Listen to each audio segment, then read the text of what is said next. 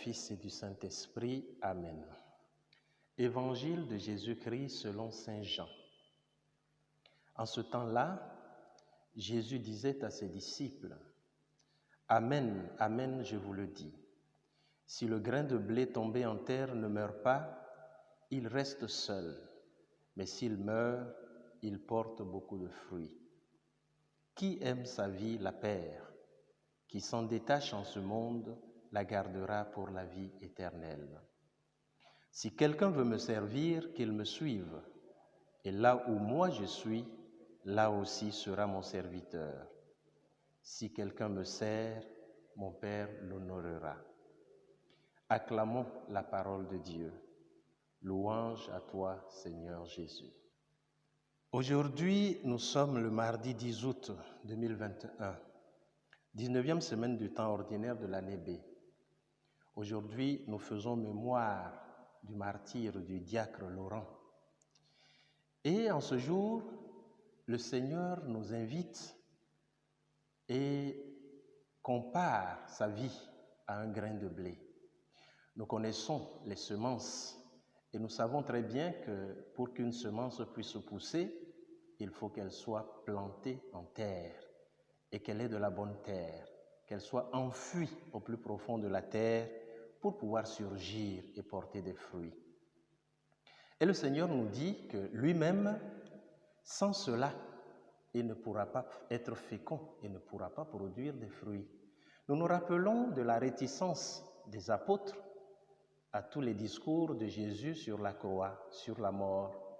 Et cela nous ramène à notre propre réticence à tout ce qui est mort et à tout ce qui est croix, souffrance. Eh bien, le Seigneur nous affirme que sans passer par là, nous ne pouvons pas produire des fruits. Et le risque pour nous, en refusant de mourir, c'est de rester tout seul. Et la solitude, ce n'est pas très loin de l'enfer, puisque c'est le contraire de l'amour. Et l'amour, c'est la présence de Dieu, c'est la présence des autres.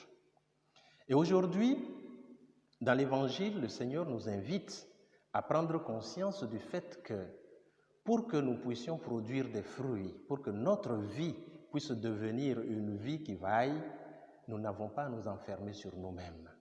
Nous devons suivre son exemple. Il s'est ouvert à tous et il a donné sa vie pour tout le monde.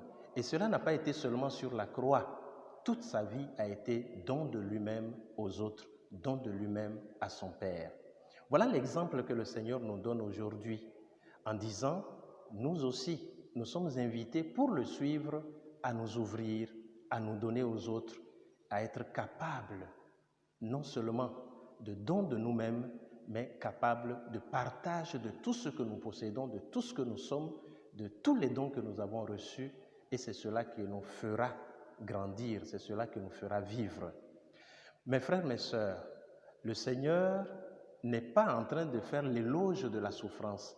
Le Seigneur n'est pas en train de faire l'éloge de tout ce qui peut nous faire mal ou du mal. Non.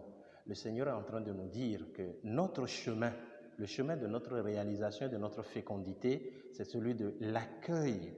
Des choses aussi qui ne nous plaisent pas nécessairement, des choses qui nous contrarient, des choses qui ne sont pas forcément de notre goût. Mais tout cela, en l'acceptant, peut contribuer à notre propre épanouissement et surtout à notre réalisation en tant que fils de Dieu, en tant que chrétien. Demandons au Seigneur cette ouverture, l'ouverture qui ne nous renferme pas sur nous-mêmes et qui ne fait pas en sorte que nous soyons notre propre référence, mais l'ouverture qui nous permet d'accueillir dans notre vie tout ce que Dieu nous offre, tout ce que les autres nous offrent, pour que nous puissions arriver à être féconds dans notre vie de chaque jour. Au nom du Père et du Fils et du Saint-Esprit. Amen.